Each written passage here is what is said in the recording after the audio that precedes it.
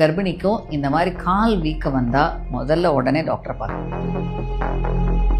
Pregnancy ட்ராவல்னால எந்த பிரச்சனையும் வராது. எப்போனா ப்ரெக்னன்சி இன்டியூஸ்ட் ஹைப்பர் டென்ஷன், இது கர்ப்ப காலத்தில் மட்டும் வருகிற ஒரு விஷயம். சரி, கர்ப்ப காலத்தில் வெரிகோஸ் வெயின்ஸ் வர்றது ரொம்ப சாதாரணம். ஏன்னா 6 மாதத்துக்கு அப்புறம் அவங்களால மல்லாக்க படுக்கவே முடியாது, படுத்தாலே மூச்சு அடைக்கும். இந்த மாதிரி வார்னிங் சைன்ஸ் ஒரு கர்ப்பிணிக்கு இருந்தால் கண்டிப்பாக உடனே நீ டாக்டர் அணுகணும். ப்ரெஷர் குறைவாகும் போது குழந்தைக்கு ரத்த ஓட்டம் வரும், பெண்ணுக்கு மயக்கம் வந்துடும், படப்படப்பு வரும், சில நேரம் ஃப்ளாஷ் அவுட் கூட ஆயிடுவாங்க. ஒவ்வொரு மாதமும் 1 கோடிக்கும் அதிகமான பார்வையாளர்களை சென்று சேரும் ஹெல்த் குரு சேனலில் உங்கள் நிறுவனத்தை விளம்பரப்படுத்த 9342026112 என்ற எண்ணை தொடர்பு கொள்ளுங்கள். ஹெல்த் குரு நேயர்களுக்கு வணக்கம். நம்ம நார்மலாகவே ஹெல்த் மேலே ரொம்ப கன்சர்ன்டாக இருப்போம். ஆனால் ப்ரெக்னென்சி டைமில் நம்மளை சார்ந்த இன்னொரு உயிரும் இருக்குது அப்படின்றதுனால ஹெல்த்தில் நமக்கு நிறைய டவுட்ஸ் வரும். எதுவும் பண்ணி அந்த குழந்தைக்கு ஆபத்து ஏற்பட்டுறக்கூடாது அப்படின்னு. ஸோ ப்ரெக்னென்சி டைமில் உங்களுக்கு இருக்கக்கூடிய டவுட்ஸ் எல்லாத்தையும் கிளியர் பண்ணுறதுக்காக நம்ம கூட ஃபெர்டிலிட்டி ஸ்பெஷலிஸ்ட் டாக்டர் ஜெயராணி அவர்கள் இணைஞ்சிருக்காங்க. வாங்க அவங்களோட பேசலாம். வணக்கம் மேம். வணக்கம். ஸோ இந்த மாதிரி ஃபஸ்ட்டு ப்ரெக்னென்சியில் ஸ்டார்டிங் இருக்க டவுட்டே எல்லாருமே கிட் வாங்கி தான் டெஸ்ட் பண்ணி பார்ப்பாங்க. ஸோ கிட்டில் நமக்கு 2 கோடு வந்துருச்சு, அதில் கரெக்டாக காமிச்சிருச்சு அப்படின்னா அது மட்டுமே போதுமா, இல்லை வேறு ஏதாவது டெஸ்ட் எடுக்கணுமா மேம்? சரி, பொதுவாக ஒரு ப்ரெக்னென்சி கன்ஃபர்மேஷனே அந்த ஹெச்சிஜி அப்படின்ற ஒரு ஹார்மோன் ப்ரெக்னென்சி கர்ப்பப்பையில் ஒட்டின உடனே ரிலீஸ் ஆகிற ஹார்மோன். இந்த ஹெச்சிஜி ரத்தத்தில் ப்ரெக்னென்சியில் அந்த ஃபர்ஸ்ட் கன்ஃபர்மேஷன் இம்ப்ளான்ட் ஆனோடனே ஒரு அமௌண்ட் ரிலீஸ் ஆகும். இது எவ்ரி 48 hours ஒன்ஸ் இது டபுள் ஆகிட்டே இருக்கும். ஸோ இது ஏர்லியஸ்ட்டாக நம்ம டிடெக்ட் பண்ணால் 25 IU இருந்தாலே பாசிட்டிவாக கன்ஸ் பண்ணும். பொதுவாக நெகட்டிவிட்டினா <10 சொல்லுவோம். 10 யாருக்குனாலும் இருக்கலாம், அது நெகட்டிவ்.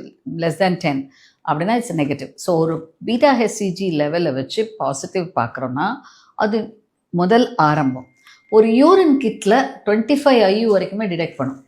ஸோ 25 IU டிடெக்ட் பண்ணது, இன்றைக்கி உங்களுக்கு பீரியட்ஸ் மிஸ் ஆகுது, இன்றைக்கி யூரின் டெஸ்ட் பார்க்குறீங்க, பாசிட்டிவாக இருக்குன்னா you have all the chances up to 50% to get a good pregnancy. But இந்த ப்ரெக்னென்சி பாசிட்டிவாக இருக்குன்றதுனால நல்ல ப்ரெக்னென்சி வரும்ன்றதை சொல்ல முடியாது. ப்ரெக்னென்சி இன்னும் நுணுக்கமாக நம்ம நல்ல ப்ரெக்னென்சி இருக்கா டாக்டர் அப்படின்னு பார்க்கணுன்னா you have to do a blood test, beta ஹெச்சிஜின்ற டெஸ்ட்டை. அந்த டெஸ்ட்டை 48 hours அப்புறம் ரிப்பீட் பண்ணும். 48 hours அது டபுள் ஆகும். ஒரு நல்ல கருவாக இருந்தால் அதோட வளரும் விகிதம் every 48 hours it will double. அதனால தான் ஏர்லி ப்ரெக்னென்சியில் பாசிட்டிவ் பார்த்தா பாசிட்டிவ் தான். இன்னொரு ப்ரிசைஸாக பார்க்கணும். இப்போ எங்ககிட்டலாம் வரவங்களாம் ஃபெர்டிலிட்டி குழந்தைக்காக வரவங்க, ஒரு 10 வருஷம் குழந்தை இல்லை, 5 வருஷம் குழந்தை இல்லைன்னு வரவங்களுக்கு அந்த டேஸ் மிஸ் ஆனால் ரொம்ப ரொம்ப ஆங்ஷியஸாக இருப்பாங்க. ஸோ அந்த காலகட்டத்தை நாங்கள் பார்க்குறது இந்த பீட்டா ஹெச்சிஜி லெவல். இந்த beta HCG every 48 hours once இது டபுள் ஆகும். இது டபுள் ஆகும்போது that shows that the pregnancy is growing, அது நல்லா இருக்குது, ஆரோக்கியமாக இருக்குன்றதை கண்டுபிடிக்க முடியும். ஸோ இப்போ வர கிட்ஸ் ரொம்ப சென்சிட்டிவ் கிட்ஸ்னால நம்ம ஏர்லி ப்ரெக்னென்சியை டிடெக்ட் பண்ண முடியும். இதுக்கு பல ரீசன்ஸ் இருக்குது. ஒன்று இந்த ப்ரெக்னென்சி கன்ஃபர்மேஷனாக அதுக்கு சப்போர்ட் கொடுக்கணும். ஆனால் சில பெண்களுக்கு மிஸ்கேரேஜ் ஆகும், சில ப்ரெக்னென்சிஸ் ப்ரெஷியஸாக இருக்கும். ஸோ இந்த காலகட்டத்தில் அந்த ப்ரெக்னென்சியை சப்போர்ட் பண்ணுறதுக்கு, அது கன்ஃபார்ம்டு தெரியறதுக்கு இது ஒரு பேசிக் அடிப்படை டெஸ்ட் ஆகும். ஆனால் நிறைய இடத்துல பிளட் எடுத்து பார்க்கறதுக்கு வசதி இருக்காது. சின்ன சின்ன ஊர்களில் இருக்கலாம், கிராமங்களில் இருக்கலாம், ரொம்ப தூரத்தில் இருக்கலாம். இந்த மாதிரியான சுச்சுவேஷன்ஸில் the card test are very sensitive. Okay ma'am. சொன்ன மாதிரி இத்தனை டெஸ்ட் எடுத்து நம்ம கன்ஃபார்ம் பண்ணுறோம். ஆனால் எல்லாருக்குமே ஒரு பயம் இருக்கும், ட்ராவல் பண்ணால் ஏதாச்சும் ஆகிடும், அதனால் நீ எங்கேயுமே போகாத அப்படின்ற ரெஸ்ட்ரிக்ஷன்ஸ் வீட்டில் எல்லாம் இருக்கும். ஸோ ப்ரெக்னென்சி டைமில் ட்ராவல் பண்ணலாமா, எத்தனை மந்த் வரையும் கான்ஷியஸாக இருக்கும்? சரி, இப்போ என்கிட்ட வர பேஷண்ட்ஸ் எல்லாருமே இங்கே ஹாஸ்பிட்டல் பக்கத்துலேருந்து வரவங்க இல்லை. நாங்கள் அவங்களுக்கு சொல்கிற ஃபர்ஸ்ட் விஷயமே, உன் ப்ரெக்னென்சி ட்ராவல்னால எந்த பிரச்சனையும் வராது. எப்போனா முதல் 3 மாதத்தில். ஏன்னா முதல் 3 மாதத்தில் பிளசண்டா ஃபார்மேஷன் இதெல்லாம் இருக்கும். அந்த காலகட்டத்தில் நீங்கள் ட்ராவல் பண்ணி வர்றதுனால பிரச்சனை இல்லை. ஆனால் சரியான நேரத்தில் வளர்ச்சிக்கு சரியான விஷயங்களை பார்க்கலைன்னா இந்த ப்ரெக்னென்சி க்ரோ ஆகிறதுல பிரச்சனைகள் வரும். நிறைய பேர் தப்பாக எடுத்துப்பாங்க. 45 நாளில் போ, அதுக்குள்ளே ட்ராவல் பண்ணாத, வீட்டை விட்டு வெளியே போகாது, இந்த மாதிரி பெரியவங்களாம் சொல்லுவாங்க. ஆனால் 45 days வரும்போது அந்த கருவின் வளர்ச்சி 6-7 வாரம் ஆயிடுது. அந்த காலகட்டத்தில் சப்போர்ட் கொடுக்கலன்னா சில குறைபாடு இருக்கவங்களுக்கு அது மிஸ்கேரேஜ் ஆகிறதுக்கான பாசிபிலிட்டிஸ் அதிகம். அதனால் ட்ராவலில் ஃபஸ்ட்டு 3 months எந்த வித நெகட்டிவிட்டியும் கிடையாது.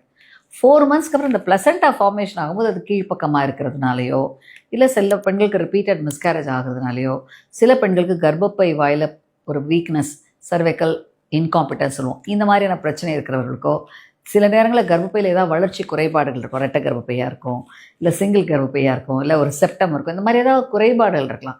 இப்படிப்பட்டவர்களுக்கு மட்டும்தான் ட்ராவல் அவாய்ட் பண்ண சொல்ல. 2 குழந்தையாக இருக்கும், மல்டிபிள் ப்ரெக்னென்சியாக இருக்கும், இவை மட்டும்தான் பிரச்சனையே தவிர சாதாரணமாக மற்ற கர்ப்பமாக இருக்கிற ஒரு கல்யாணம் ஆகுது 6 மாதம் ஆகுது கன்சீவ் ஆகிறாங்க, இவங்களும் ட்ராவல் பண்ணாமல் வீட்டில் இருக்கணுன்ற அவசியம் இல்லை. நாங்கள் சொல்கிற விஷயம் ரொம்ப எக்ஸ்ட்ராடனரியாக ஸ்ட்ரெயின் பண்ணாதீங்க சொல்லுவோம். சாதாரணமாக அவங்களாம் நடப்பாங்க, வீட்டு வேலைகள் செய்கிறாங்க, ஒர்க் போகிறாங்க, இதெல்லாம் போகலாம், ரிஸ்க் இல்லாதவங்க. ரிஸ்க் இருக்கிறவங்க கொஞ்சம் கேர்ஃபுல்லாக போகணும், அவ்வளோதான். மற்றபடி ட்ராவல் பண்ணக்கூடாது அப்படிங்கிறது தவிர அப்படி அந்த கருவானது அவ்வளோ ஃப்ரையபிளாக அவ்வளோ ஒட்டிக்கிட்டு இருக்கிறதில்ல. 3-4 மாதத்துக்கு அப்புறம் நஞ்சு உருவாக்கத்தில் இந்த மாதிரியான வளர்ச்சி குறைகளுக்காக சொல்லுவோமே தவிர ஆரம்ப நாட்களில் கண்டிப்பாக இது பற்றி கவலைப்பட வேண்டிய அவசியம் இல்லை. இதை ஏன் சொல்கிறேன்னா, நிறைய பேர் பண்ணுற தப்பு, இப்போ உதாரணத்துக்கு ஒரு சுகர் இருக்குது, ஒரு தைராய்டு இருக்குது, இவங்கெல்லாம் கன்ஃபார்ம் ஆன உடனே நம்ம அந்த டெஸ்ட் பார்க்கணும். ஏன்னா அதுக்கு சப்போர்ட்டிவ் மெடிசன்ஸை டோஸை இன்க்ரீஸ் பண்ணணும், டோஸை குறைக்கணும். இந்த மாதிரி பண்ணால் தான் அந்த கரு வளர்ச்சி நல்லாயிருக்கும். அதை மிஸ் பண்ணிடுவாங்க அந்த கிரிட்டிக்கல் டைமில், அந்த கோல்டன் பீரியடில். அது நம்ம எவ்வளோ சொன்னாலும் பயந்துக்கிட்டு வீட்டிலே இருப்பாங்க. டாக்டர் அவங்க நாளே கூடாதுன்னு சொன்னாங்க, 3 வருஷம் கழிச்சு கன்ஃபார்ம் ஆயிருக்கு, எங்கள் மாமியார் சொன்னாங்க, அம்மா சொன்னாங்க, எல்லோரும் சொன்னனால எனக்கு என்ன சொல்கிறேன்னு தெரியல. அப்போ அவங்களுக்கு நான் சொல்கிற முக்கியமான விஷயம், பயப்படாதீங்க முதல்ல. 2வது உங்கள் டாக்டர் ஃபோன் பண்ணி கேளுங்க. இப்போ தான் எத்தனையோ இருக்குது, அவங்க உங்களுக்கு தெளிவாக சொல்லுவாங்க. நிறைய பேர் என்கிட்ட வந்து சொல்கிற, டாக்டர் நாங்கள் வர ரெடியாக இருந்தோம், எங்கள் மாமியாரோடல அம்மாவோடல எல்லோரும் சேர்ந்து எங்களை ரொம்ப பயமுறுத்திட்டாங்க, அதனால நாங்கள் வரலம்மாங்க. ஆனால் அவங்களுக்கு நான் சொல்கிற விஷயம் கூட நீங்கள் டாக்டர்கிட்ட கேட்டால் டாக்டர் அவங்கள கன்வின்ஸ் பண்ணுவாங்க, பண்ணால் தே வில் நோ, பிகாஸ் அந்த crucial period is very important. அதுதான் அதில் முக்கியமான விஷயம். Okay ma'am. இதே மாதிரி இன்னொரு விஷயத்துக்கு பயப்படுறதுனா, கால் வீக்கம் ஏற்படுறது, நரம்பெல்லாம் தெரிய ஆரம்பிச்சிருது, வெரிகோஸ் வெயின்ஸ் இருக்குமோ அப்படி இப்படின்னு ரொம்ப பயப்படுறாங்க. இதுக்கு என்ன காரணமாக இருக்கும்? கர்ப்ப காலத்தில் வெரிகோஸ் வெயின்ஸ் வர்றது ரொம்ப சாதாரணம். ஏன்னா பல நேரங்களில் இந்த வெரிகோஸ் வெயின்ஸ் எதனால் வருதுன்னா, ப்ரெஷர் எஃபெக்ட். இப்போ கர்ப்பப்பை வந்து ஒரு 6 மாதத்துக்கு மேலே வளரும்போது அது பெல்விஸ்லேருந்து தொப்புள் அளவு தாண்டி அதுக்கு மேல் வளருது. இந்த கர்ப்பப்பைக்கு பின்பக்கமாக தான் நம்மளோட மேஜர் வெசல்ஸ்லாம் இருக்குது. மேஜர் வெசல்ஸ்னால் அயோட்டா, இன்ஃபீரியர் வேனா கேவான்ற முக்கியமான ஆர்டரி, வெயின்ஸ் இருக்குது. இவை தான் வந்து கீழே கால்லேருந்து பிளட் எல்லாம் ஹார்ட்டுக்கு கொண்டு போகிறது. ஸோ இந்த கர்ப்பப்பை வளர வளர அதோட ப்ரெஷர் எஃபெக்ட் அந்த வெயின்ஸ்லேயும் ஆர்டரிலையும் ப்ரெஸ் பண்ணும். ஏன்னா it is exactly sitting over the vessels. So அப்போ இந்த கரு வளர்ச்சி ஒரு 6 மாதம் கடந்த பிறகு இந்த வளர்ச்சினால இது அந்த ப்ரெஷர் எஃபெக்ட்னால பல நேரங்களில் ரத்த தேய்மானம், அதாவது ஸ்டாக்னேஷன் கீழே இருக்கும். அந்த சர்க்குலேஷன் ப்ராப்பராக வராது. அந்த பிளட் வெசல் அங்கே அந்த வெசல்ஸில் பூலப் ஆகிறதுனால வெரிகோஸ் வெயின் இருக்கிற டெண்டன்சி இருக்கிறவங்களுக்கு நிறைய பேருக்கு வெரிகோஸ் வெயின்ஸ் இருக்கும். சிலருக்கு பார்த்தீங்கன்னா வெரிகோஸ் வெயின்ஸே இல்லாதவங்களுக்கு கூட அந்த சமயத்தில் வெரிகோசிட்டிஸ் தெரியும். பலருக்கு இருக்கிறவங்களுக்கு இது ஜாஸ்தியாகும். இது வந்து வெரிகோஸ் வெயின்ஸ். இதனால் ஒன்றும் பயப்பட வேண்டிய அவசியம் இல்லை. இதுக்கு முக்கியமாக நாங்கள் சொல்கிறது படுக்கிற பொசிஷன், ரொம்ப நேரம் உட்காந்துட்டு இருக்காமல் இருக்கிற சொல்கிறது, அதே மாதிரி காலை கொஞ்சம் உயரமாக வச்சுக்கிறது, தேவைப்பட்ட காலில் இந்த எலாஸ்டோக்ரிக் ஸ்டாக்கிங்ஸ் போட சொல்லுவோம் அந்த மாதிரி இருக்கிறவங்களுக்கு. ஸோ தட் அது வர்ஷன் ஆகாது, அதனால ரத்த அங்கே ஸ்டாக்னேஷன் ஆகி கிளாட்ஸ் ஆகாது. அதுதான் ஒரு டேஞ்சரஸ். அந்த மாதிரி விஷயங்களை தவிர்ப்பதற்கு அவங்களுக்கு சில பயிற்சி முறைகள், ஸ்டாக்கிங்ஸ், லைஃப் ஸ்டைல் மெத்தட், அவங்க சிட்டிங் பொசிஷன், இதெல்லாம் கரெக்டாக சொல்லுவோம். படுத்துக்கும் போதும் ஒரு சைடாக படுக்கும்போது அந்த யூட்ரஸோட வெயிட் இட் வில் ஃபால் அந்த சைட்ஸில் ஃபால் ஆனால் அந்த ப்ரெஷர், பின்னாடி இருக்க ப்ரெஷர் குறைவாகும், சர்க்குலேஷன்ஸ் இம்ப்ரூவ் ஆகும். இது வந்து வெயின்ஸை பற்றி. கால் வீக்கம் சொல்கிறது ரொம்ப ரொம்ப முக்கியமான ஒன்று. இந்த கால் வீக்கம் என்னென்னா, இப்போ இது ரத்த ஓட்டத்துக்கு ப்ரெஷ் ஆகுது, ஆனால் கால் வீக்கங்கிறது அந்த சப்க்யூட்டேனியஸ் எடிமா ஃபார்ம் ஆகுது. எடிமான நீர் கீழே தேர்வு. இந்த நீர் ரிட்டென்ஷன் ஆகிறது நல்ல அறிகுறி இல்லை. எந்த கர்ப்பிணிக்கும் இந்த மாதிரி கால் வீக்கம் வந்தால் முதல்ல உடனே டாக்டரை பார்க்கணும். ஏன்னா இதோட ஆரம்பத்தில் இதுக்காக தான் ஒவ்வொரு தடவையும் நாங்கள் வெயிட் பார்ப்போம். வெயிட் ஒரு குறிப்பிட்ட அளவு தான் அந்த பெண் எடை கூடணும் அந்தந்த மாத காலகட்டத்துக்கு. அந்த எடை கூடுதல் கொஞ்சம் அதிகமாகுது அப்படின்னாலே நாங்கள் வந்து அலாம் ஆயிரும். ஏன்னா இவங்களுக்கு உள்ள வாட்டர் ரிட்டென்ஷன் இருக்குது, சோடியம் அதிகமாக இருக்குது. அப்போ இந்த ரிட்டென்ஷன் அதிகமாகும்போது என்ன ஆகும்? ரத்த அழுத்தம் அதிகமாகும்.